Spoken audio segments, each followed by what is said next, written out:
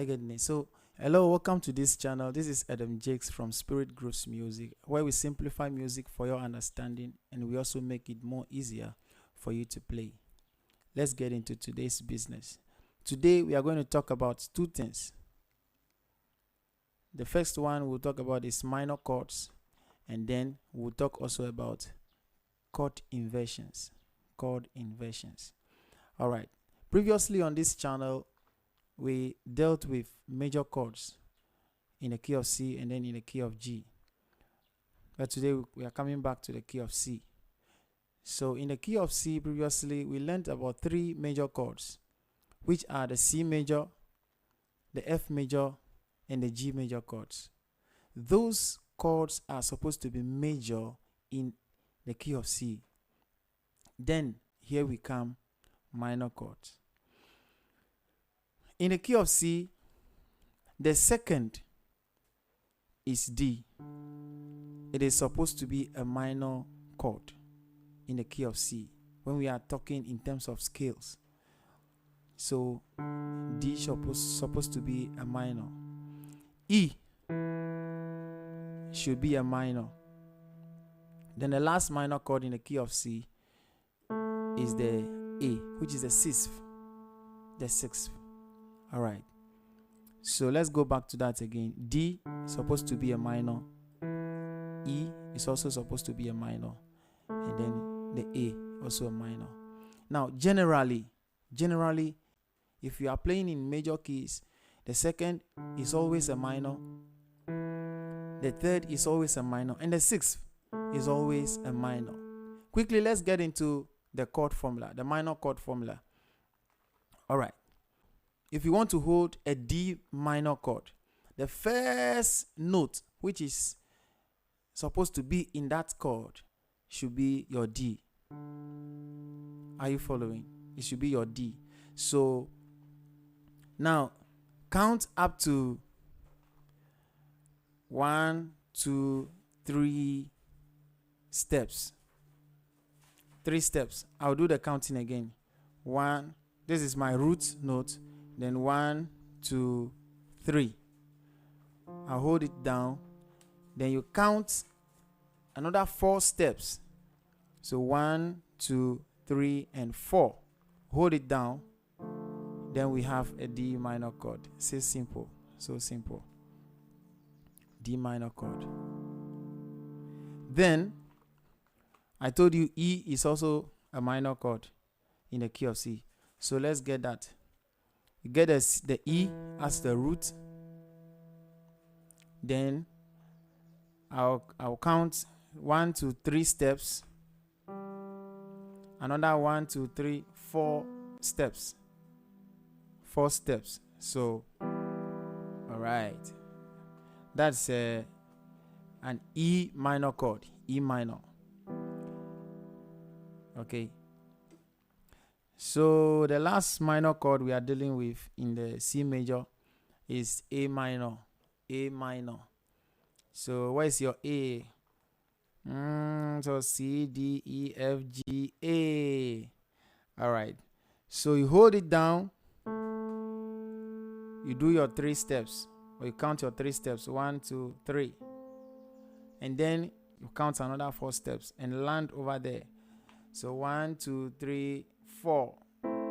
We are landing on the E. So this is my A minor chord. A minor. A minor. Okay. So let's look at the notes that probably form these chords. For the D minor, we have the D, the F, and the A.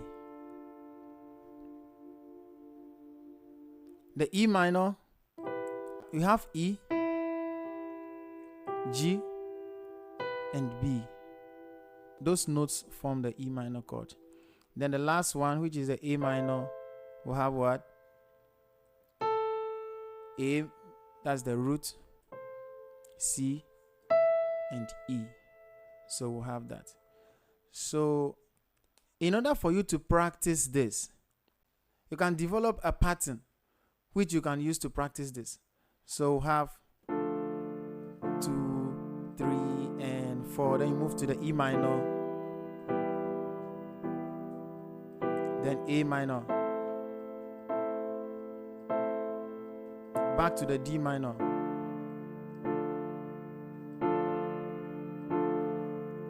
E minor, to the A minor,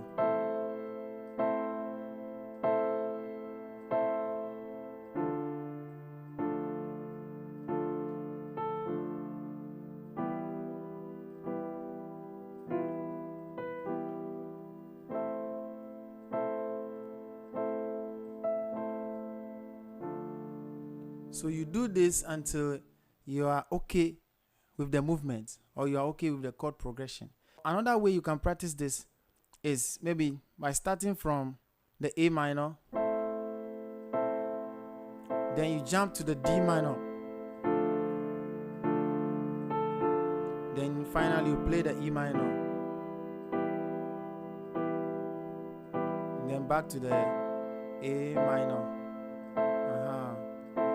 You can switch it again. You can start with the E minor, then back to the D minor, then you play the A minor. Let's try that one too. So we are starting from the E minor. Let's go.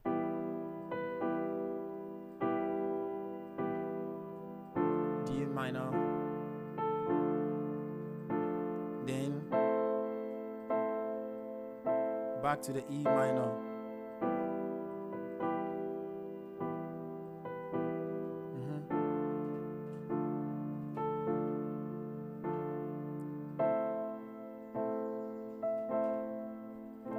All right.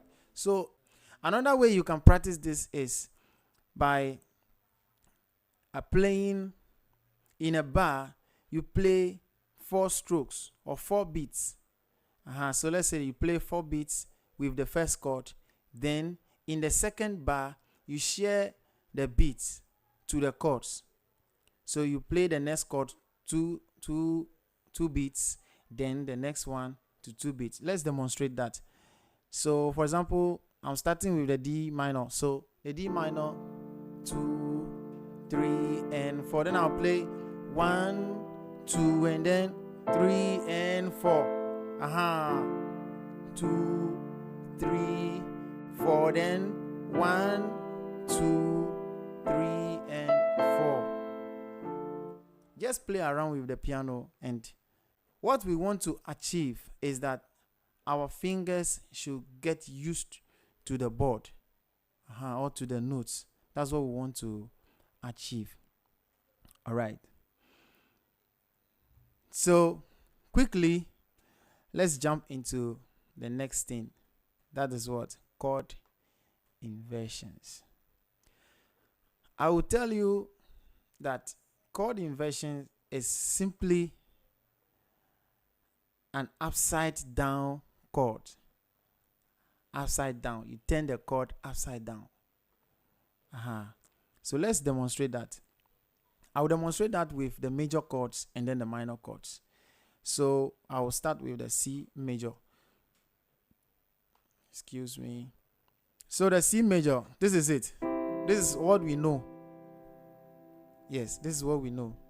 C major. But this C major can be played in a different way. Such that this C, which is the root now, will sound higher. So I can leave this C and then I play it over here.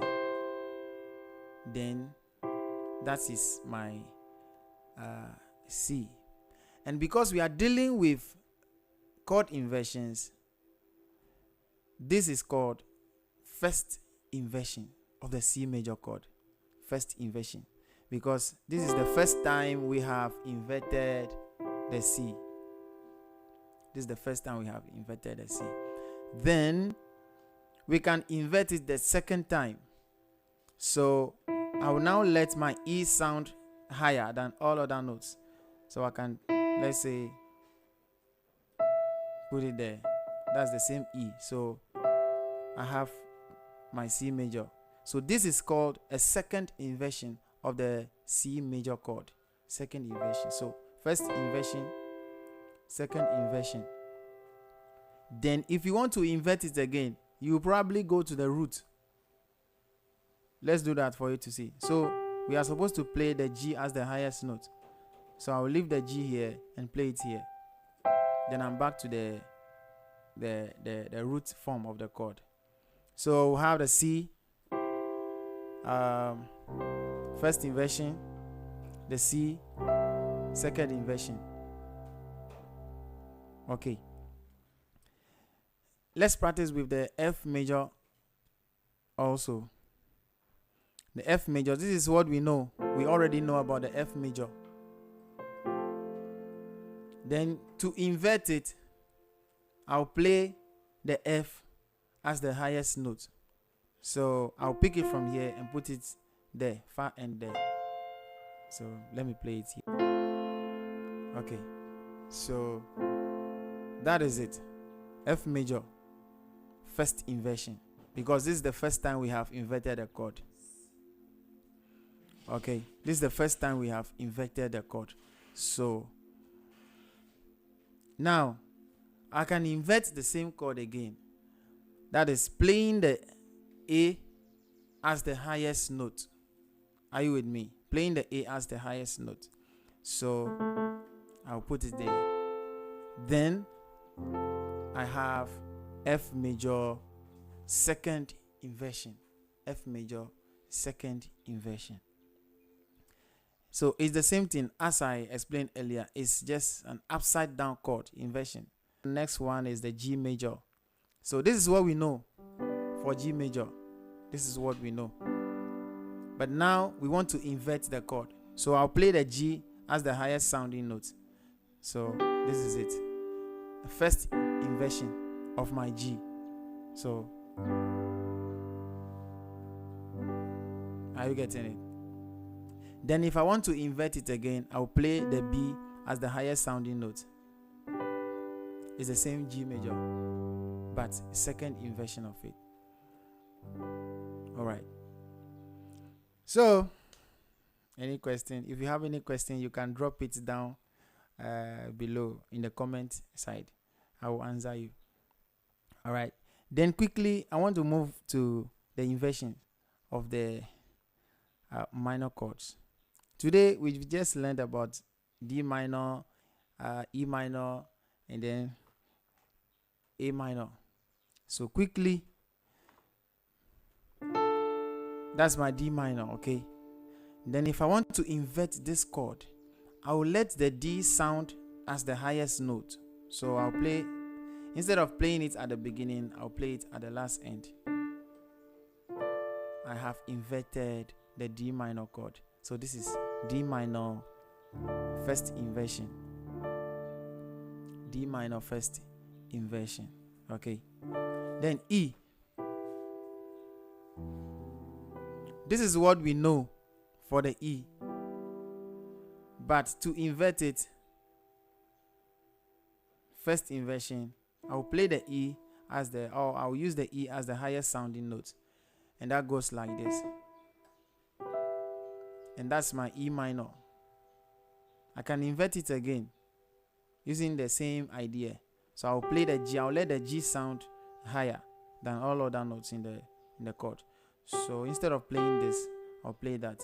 And this becomes E minor second inversion. E minor second inversion. All right. A minor. This is what we already know. But if I want to invert it, I'll do this. And this becomes A minor first inversion. First inversion. I can still invert it to get a second inversion. Okay. All right. So that is it. That's all when we talk about chord inversions. Then today, I will give you a bonus. That is playing a song. I hope you all know this song. Waymaker, Miracle Worker, Promise Keeper. I love this song so much. All thanks to Sinach. Okay, so in the key of C.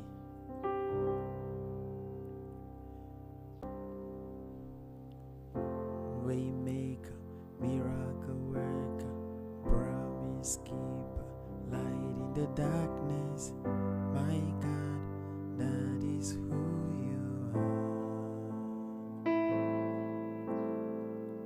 Waymaker, miracle worker, promise keeper, light in the darkness. My God, that is who you are. Waymaker, miracle worker, promise keeper, light in the darkness. My God, that is who you are. You see, I'm using the inversions interchangeably. Okay, so say this is C major second inversion. So that's the one I'm using for the one, my one. So, and then this is also F major first inversion. So I'm just interchanging them. Inversions make you play without any lags, any hesitation, any delays, because the chords are just closer to one another. All right. So F major, that's the first inversion. Then I'm playing G major, the root form of it. And I'm playing also the new minor chord we learned. That's the A minor. I'm playing the root form of it. So you are here, moving in this place. I worship you. I worship you. You are here, turning lives around. I worship you. I worship you. Hey, waymaker, miracle worker, promise keeper, light in the darkness. My God, that is who you are. Waymaker, miracle worker, promise keeper, light in the darkness. My God, that is who you are. I get it. So inversions will help you a lot in your play. If not for inversions, then I'll be playing this. Waymaker, miracle worker, promise keeper, light in the darkness. My God, that is who you are. It's kind of boring, you understand? But with inversions, yeah. So let's say, okay, I want to play the root form of the C. So I can start like this. Waymaker, miracle worker, promise keeper, light in the darkness. My God, that is who you are.